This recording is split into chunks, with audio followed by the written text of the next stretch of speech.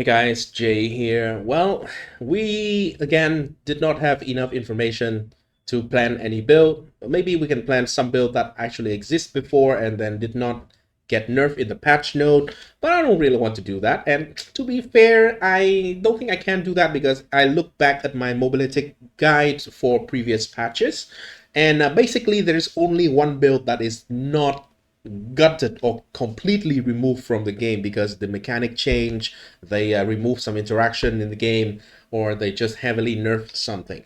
So the only build that survived is the Grenade Titan, but we're not here to talk about the Grenade Titan. If you know anything about me when I play games like POE, I always play something new. I don't care about having a good league start. I made a lot of videos about how to get good league start and stuff like that for newer player, but that is a very personal preference in my opinion. If you care about getting a good league start, you should go ahead and try to find ways to have a good league start. If you don't care about shit, if you just want to play your own way, play your own pace, play your own build, like I do, then we can just enjoy and explore the game. And one particular skill that actually excited me a lot, and I don't see a lot of people talking about it, is this one. It is the Ravenous Swarm. This is from the patch note, added a new intelligent persistent buff gem, Ravenous Swarm. So persistent buff, I think this would mean that we are getting this as a spirit gem. So it will cost a certain amount of spirit. You activate it and it will just trigger basically. While active, this also another one that kind of confirmed that it is a persistent gem. I mean a spirit gem. And enemies are nearby. Nearby here, I would assume that will be in your presence area.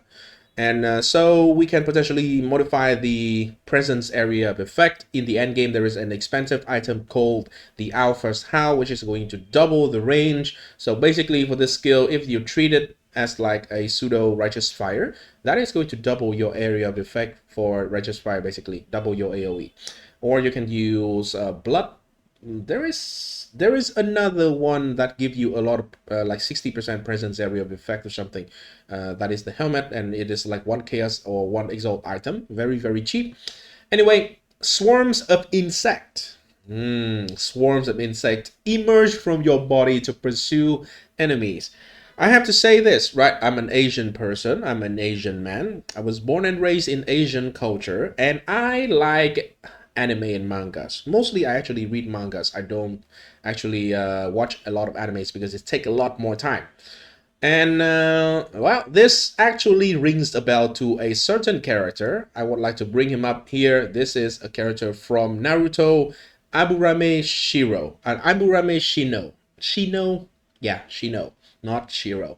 It's a long time since I last watched Naruto. This guy's not even like a main character or anything. So please, excuse me. Right?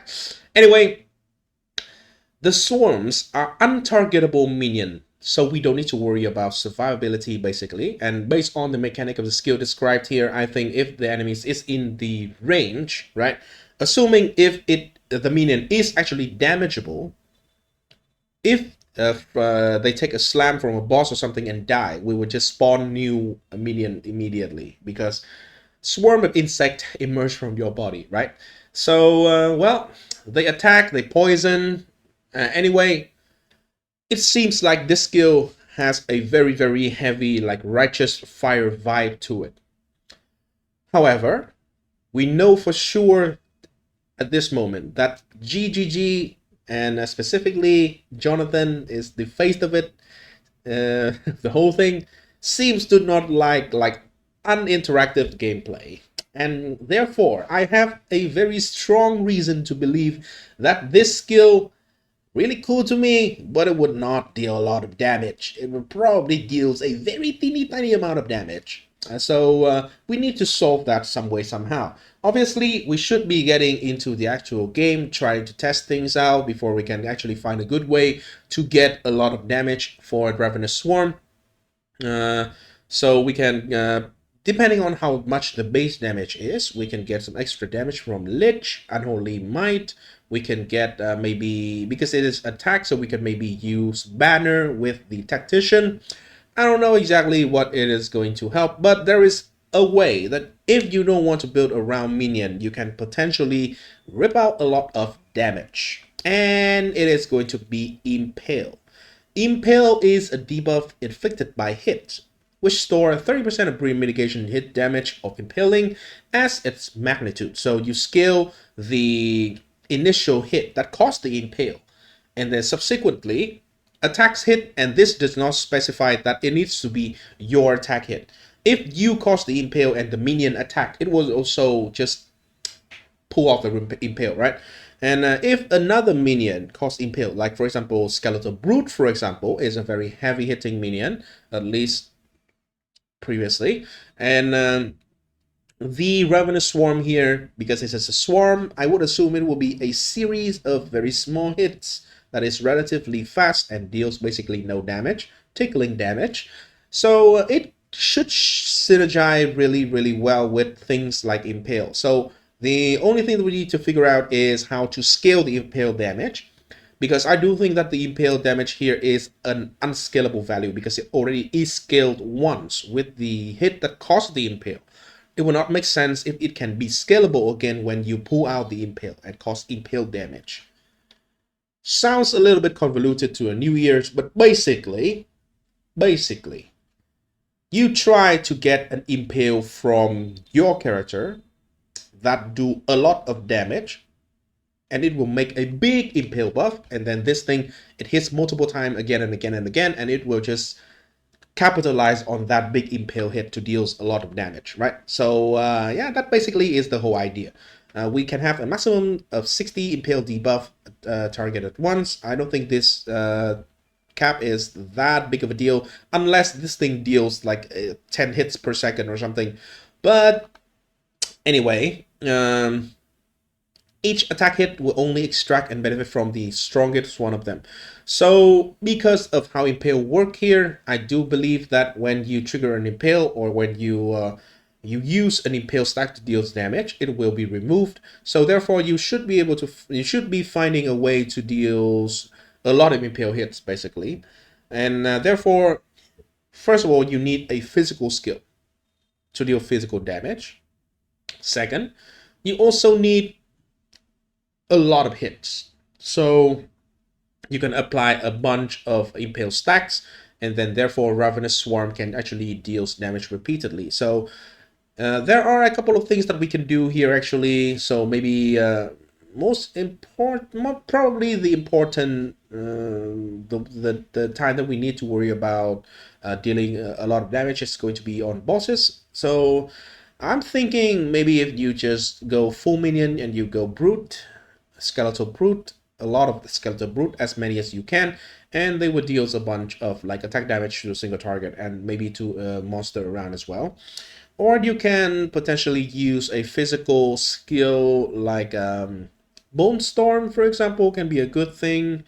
Maybe how even like some kind of Thorn potentially can work with Impale. I don't know. I've not tested it yet. Kautorak, if you are watching and listening to this, please let me know if you have tested Impale with Thorn, because the Thorn number, it is hard. It is a little bit hard to scale, but the Thorn number is normally a very, very high base number. So yeah, there is a bunch of potentially good ways that we can use to actually causing an impale. A physical skill, that the first thing that comes to mind is Bone Storm, Bone Cage.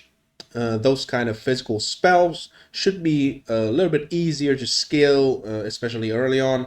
Or maybe if you want to, you can do a attack based skill as well. I don't know which one. Hell, maybe if we can play unarmed, we can just slap this one in and play like an unarmed staggering palm or something, and just cause physical damage. And then this thing, an impale, and this thing will rip apart the impale. I don't know. There's a bunch of cool things that we can do. If we can do, now that I think about it. I am really, really, really okay. I'm really tempted to try it. I think that'll be very cool because, hey, it resembles a character in Naruto. It is a ninja, hand-to-hand combat. This guy does not use The guy on the screen here, he does not use a weapon in the anime. So yeah, hand-to-hand combat, insect around. Basically, I am making this character in POE 2, Shino. So yeah, let me know what you think. Let me know you also watch Naruto. So that is everything I want to share in this video. I'm really excited to try out this skill, see how it works, and see how strong it is. Yeah, thematically super cool. Definitely passed the vibe check. Playstyle wise, seems like it is Righteous Fires. Really good, right? I like it. I like Zero Button. So yeah, anyway, thanks for watching. I hope you enjoy. I hope you are as excited as I am for the upcoming patch. Seems like a lot of things to try out, and I cannot wait until the release date. Well, technically the release date is not good for me because I have to play 2 days later due to some personal schedule that I cannot skip for sure. So yeah, that's everything. Thanks for watching. Again, make sure you leave a like and subscribe to the channel. Massive thanks for 6,000 subscriber. I got it before I posted the last video. The last couple of days, a bunch of videos that I posted got received pretty damn well.